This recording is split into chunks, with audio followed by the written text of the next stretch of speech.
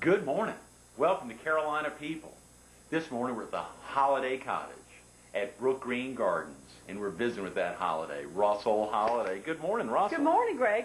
Thanks so much for getting in this morning. It's so exciting to get down here. Brook Green Gardens, 9,000 acres down here. Is it not just wonderful? Don't you just feel like you're going into another world? You really do. You really do. This is the way it used to be, I think. Yeah. I bet, for so many folks who travel up and down the neck, folks who come in from the PD in southeastern North Carolina who may not know what's back here behind the gates, it's really worth making that trip. It really is worth it. I mean, I can't believe the number of people who live around here who say, I've never been to Brook Green. No. Yeah. It's a treasure. It's a treasure not just for the Low Country, but it's a treasure for South Carolina. It's a treasure for the United States. I mean, yeah, Brook Green was open, obviously, when you were growing up. Oh, yeah. Did you come down here a lot growing up?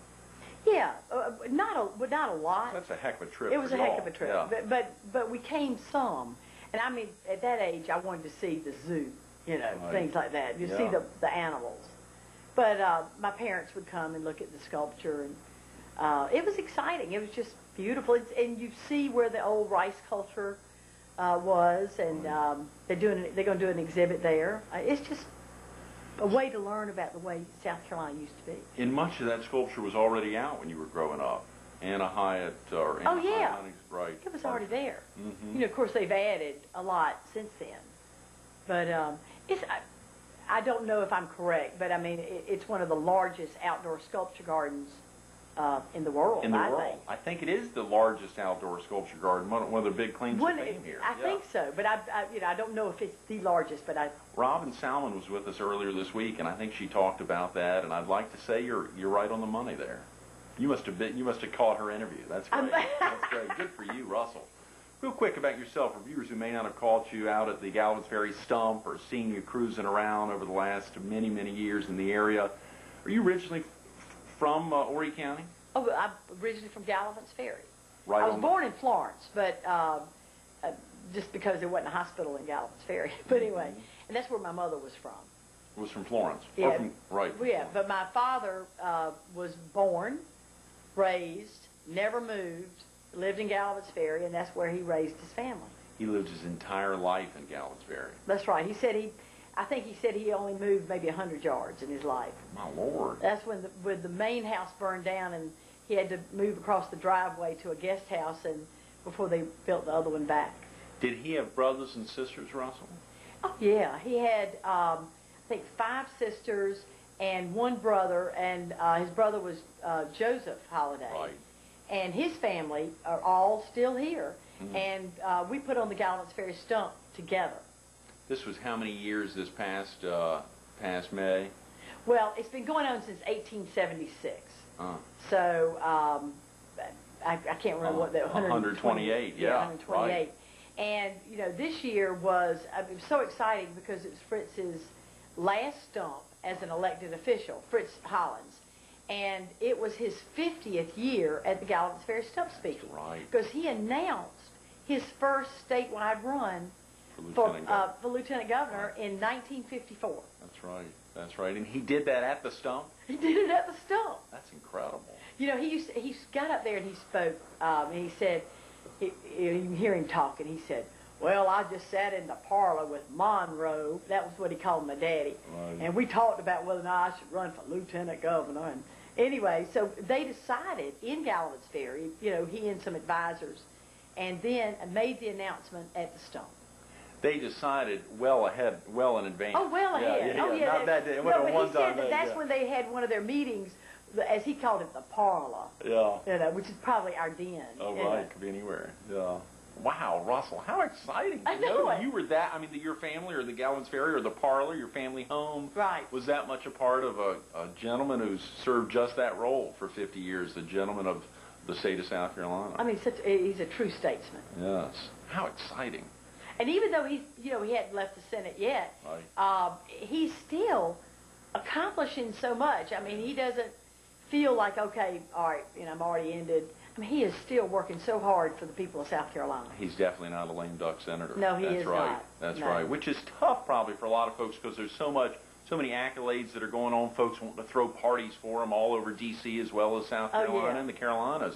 Well, in fact, I'm going to go to, there's going to be a big event in Washington on September the 13th. Okay. And I serve on the Hollings Cancer Board in Charleston. And so we're having our meeting there, and we're going to go to the event on September 13th. How exciting. The Hollings Cancer Center meeting will be in D.C. In D.C. That sounds And apropos. then, I was in Boston for the Democratic Convention. Right. And they had events there for him. Oh, yeah. And Fritz was there. Oh, yeah, Fritz was there. Yeah. Fritz and Pete were there the entire time. Wow, how exciting. A lot of folks just couldn't make that trip, so it's so exciting to get you in. And, of course, a lot of folks wouldn't be interested in making that trip, but a heck of a lot of folks would be. Couldn't get hotels or otherwise. Can you share with the viewers a little about, A, making the decision to go, Russell, and B, talking about either as that relates to past conventions and how it went and if it was... Okay, well, the reason I decided to go, all right, I've been to two others. I went to Carter's first one. In 80. Which was in New York. Right. And then I went to Clinton's first, also in New York.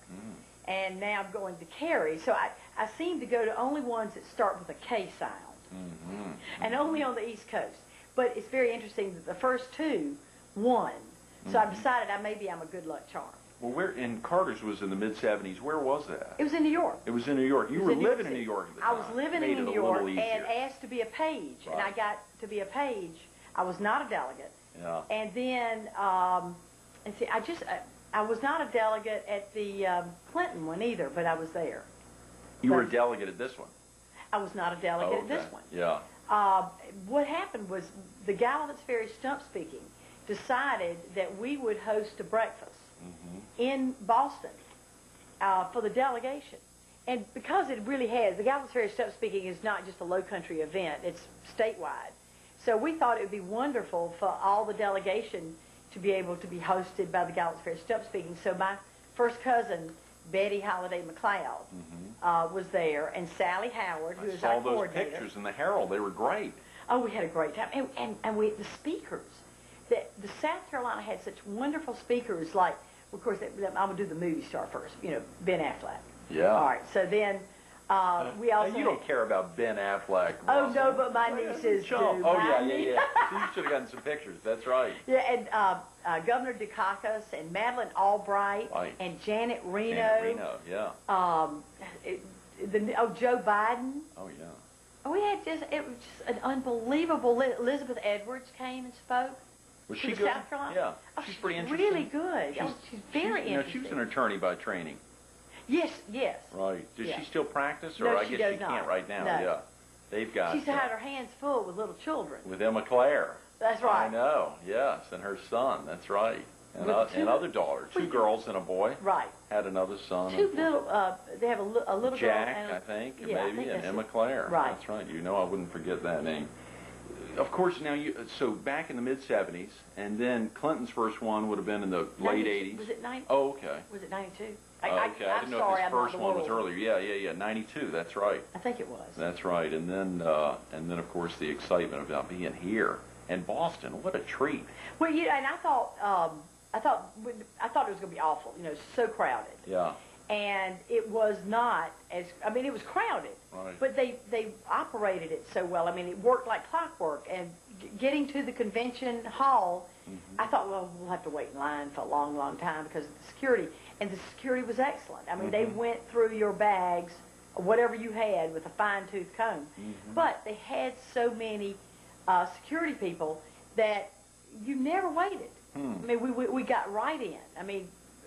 Just never waited. Boston did an excellent job, and they treated the visitors so well. We went on a duck tour of Boston, and oh wow, it's a wonderful. It's an amazing city, absolutely. Did you see any protesters up there, Russell? No, none. Wow. How about any Republicans out there? Maybe a couple. I'm sure they were there, right. But I just didn't. And know. a lot of news organizations. Oh yeah, CNN and NBC, CBS, ABC, they all had their booths set up, and we sat one time in the press area, and they've got, all this press, all newspapers and from all over the world. Right. I mean, so I was sitting next to, one time, somebody speaking a foreign language that I did not speak, and it was not French or Spanish, so I don't know what it was. Yeah, now do you speak many foreign languages? No, but I recognize French and Spanish. Yeah, you can recognize them, sure. That's right, that's right. Well, that's fantastic, Russell. Congratulations. I mean, that's wonderful to have been able to experience that. When we talk about true democracy in its form, you think of the Gallivan's Ferry stump, you think about a convention, whether it's Republican or Democratic, right. But the excitement about being at a convention is another form of pure Americana or pure democracy really in its form. That must be very exciting. It's so exciting. I mean, the energy level. You come away with such a feeling of high energy, optimism, because most of the speakers that were all optimistic, positive. It was not a negative. In fact, I think the newscasters spoke about that the Democrats were taking a high road. They were not going on attack mode and saying, well, so-and-so did this and we're going to do that. It was really a positive message. That's great. That's great.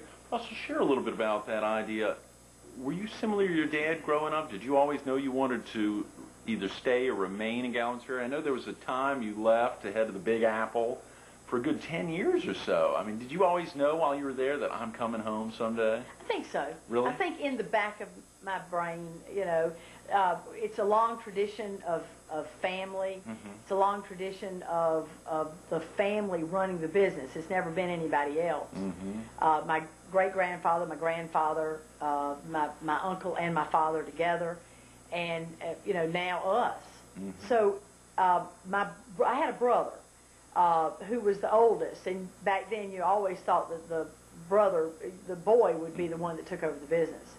And he was 5 years older than I, and he was unfortunately killed in an automobile wreck when he was 22. Oh, wow. So I always knew, really always my life, but after that event, I knew that as the oldest, I would probably be coming back.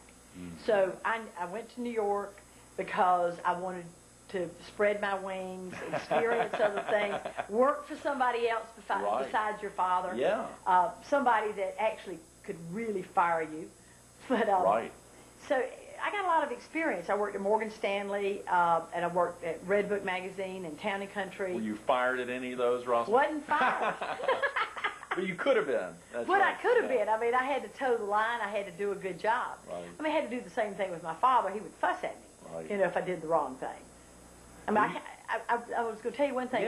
Is I came back to Gallivan's Ferry with New York ideas, and so I thought, okay, we're going to run this like a New York business. Turning around. Well, I kept saying, Daddy, you got to do it this way. This is the way they do it in New York. Yeah. And they said, well, that doesn't work around here. Oh, yeah. Well, you know what I found out? He was right. He was right. That's great. They handle things slightly different, but now my father believed in everything. Your word was your bond. You did not have to have a piece of paper. You did. I mean, if we shook hands on a deal and the paper had not been signed yet, it was a deal. You did not back out. Are you still able to do that now, Russell? We are. Great. It's more difficult. We are able to do that. Right. If we give our word, we stand by it. We've unfortunately found out from experience that it would be better to we have to get a piece of paper because not everybody is as honorable, unfortunately, as we are. Now, you've got a little sister who's also in the business, Russell, is that right? And your mom? Yeah, well, so it's my mother, now. my mother's not in the business, but she gives us a lot of moral support. Sure, yeah. But my sister, Christy Holliday Douglas, moved from Greenville to Gallivan's Ferry, and to be with my father and my mother and bring her children there, because we know that generation will be the next generation of Gallivan's Ferry. She said, if we don't bring them home while they're young, they're not going to have that love. You'll never know. So. And David, her husband, was able to get up and move down virtually anywhere, who's been a great guest with us. We hope to get him back sometime. We weren't blessed to get your sister in leading up to the stump. We got some other great guests that you helped line up. Thank you again. John Jenred and Tommy Britton and Sally and your cousin, Billy, obviously. Very exciting to see those folks that have truly, year after year, been committing a lot of time to make the still successful non-family members, but folks who really feel like they're intimately involved and remain that way. Oh yeah, we couldn't do it without the help of others. Mm-hmm. I mean, it's a lot of work to put this thing. We do not get funding from the Democratic Party. I mean, this is a gift of the two Holliday families. Mm-hmm. It always has been, and we're not going to change that. Mm-hmm. So it's a gift to the state. Now, of course, on your license plate, GF Stump. I mean, this is something you were promoting year-round, even though this only happens, what, every 2 or 4 years? Every 2 years. Every 2 years, okay, every 2 years. But this is something you're promoting all the time. Now, the reason I got the GF Stump was because, you know, so many cars now are white or the light color. Right. You can't recognize your own car. So I did have a DNR license tag, and I always could recognize my car. So I decided I wanted a license tag that I could recognize. You knew where it would be in the parking lot. Right. If there were a bunch of other white Tahoe type things all around you. That's great. Good. Well, so I tried to think, what would it be that I would not be tired of in 2 years? Right. And that is definitely something you can't get tired of. After 128 years, I still love, Russell, that great thing as we were preparing for your interview back in April leading up to the stump, getting that fax from your office and seeing in tiny print down at the bottom of that fax cover sheet, in business since 1869. That's right. A pretty magnificent moniker to wrap around, and in tiny print down at the bottom, as opposed to letting the world know this is a company that's been around almost a century and a half. That's right. And maintaining its presence not only in Horry but in the PD and throughout the Carolinas. Well, we're proud of it. Even beyond that, you got to be. Well, you might say that our roots are really in there. Yeah. We're not planning on moving. No time soon. That's exciting. Talk about the DNR. You mentioned DNR. That was interesting. I wanted to get back here to the Holiday Cottage since we've been here all week, and obviously we're wrapping up the week here since it is the Russell Holliday or M. Russell Holliday Junior Cottage. And you know, I popped in the bathroom before we started, and there's these fancy little napkins. The Holiday Cottage at Brook Green Gardens. They're beautiful. They're beautiful. Yeah. I mean, they've done it you so well. You can sell those napkins or those they're really hand towels. Wonderful. Hand towels. They're great. The Brook Green is such a treasure.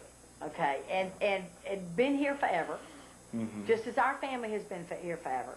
And I decided, they asked me if I would like to change the Southern Living House, or help change the Southern Living House into the Russell Holiday Cottage, so that it would be used by members of Brook Green for functions. I mean, they are booked every weekend. They've got weddings. They have bank meetings and here at the cottage. Oh gosh, You're yes, kidding. They are booked every weekend. Wow! Because people want to be here in this setting, and so when I redesigned the decoration and things like that, I really wanted the house to feel like you were in somebody's home, right? And in somebody's home that had been here a long time. So I think that it feels like in a home that people have acquired their furniture and their items over time, their artwork, which all came out of Brook Green. It looks like, you know, somebody has, a collector has collected it over time. And so when you come in, I think it's a very comfortable feeling. We didn't do that earlier with Bob and Robin during the week, but for viewers who may not have been to meetings down here, who may not even been to Brook Green Gardens, but particularly not to the Holiday Cottage, can you give them a sense? We're in the Red Room, and of course you really can't see all of this, but give them a sense of what they'd see if they came to visit and they had the opportunity to visit the Holiday Cottage. Okay. Just coming in the front door off the lake area. First of all, you come in the setting of Brook Green Gardens, and you pass the lake, and you see the swans, and I mean, how magnificent is that? And then you walk in the front door, and a small hallway, and on your right will be a huge conference room, or in a house it would be a dining room with a working fireplace, and a gorgeous table that can be made as big as you want it or as small as you want it.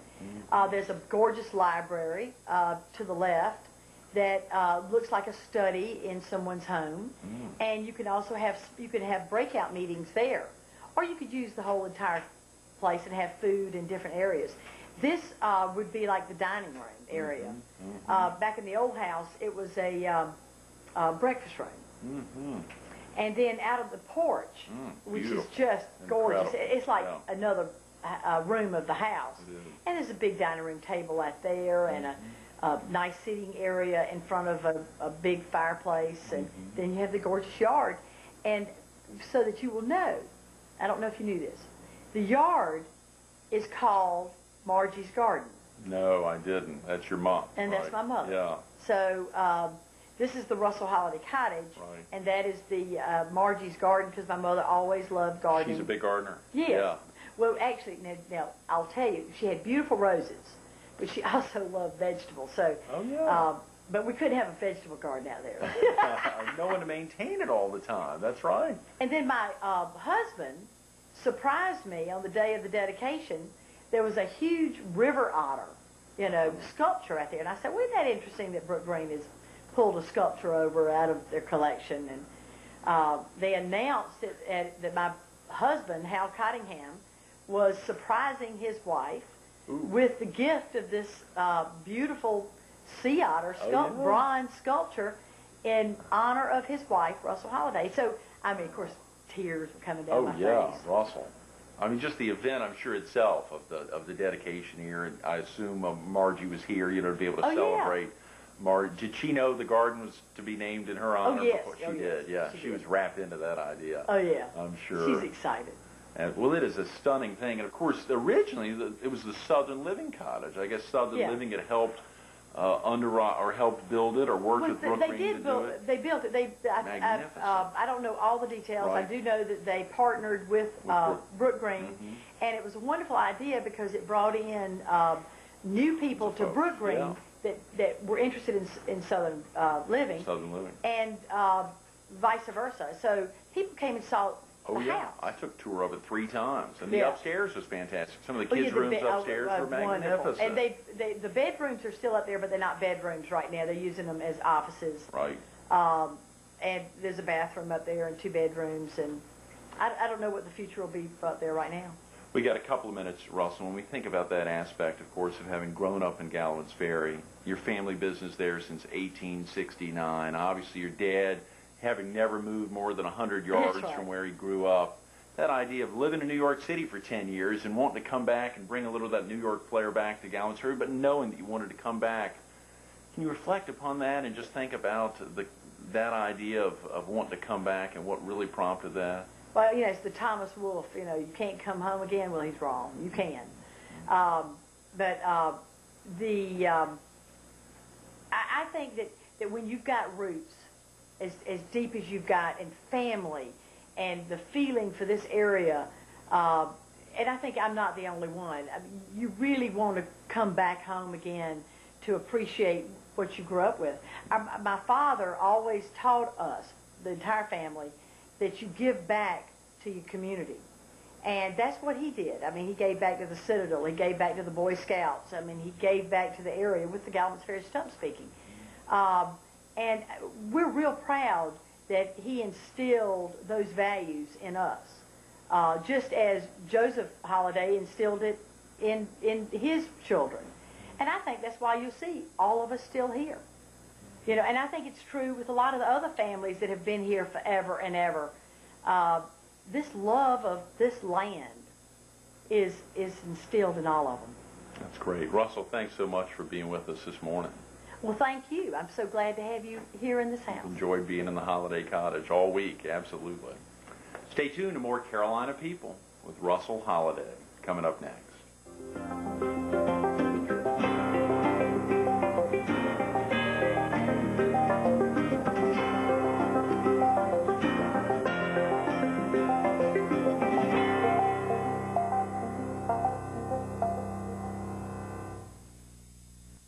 It's those 3 words and those 4 numbers. I just love harping on that whenever Russell and I are together in business since 1869. You think about Holliday and Associates or Monroe Management, so many things going on in Little Galvin's Ferry.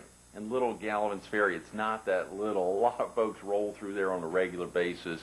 You think about a special place like Brook Green Gardens, spreading out over 9,000 acres, an amazing home right here in the middle. The Holliday Cottage. If you get out to Brook Green, if you can't get in, at least come by and check it out. The excitement's here. You heard her talk about living on the land and loving the land and knowing she'd always be back here. Russell Holliday.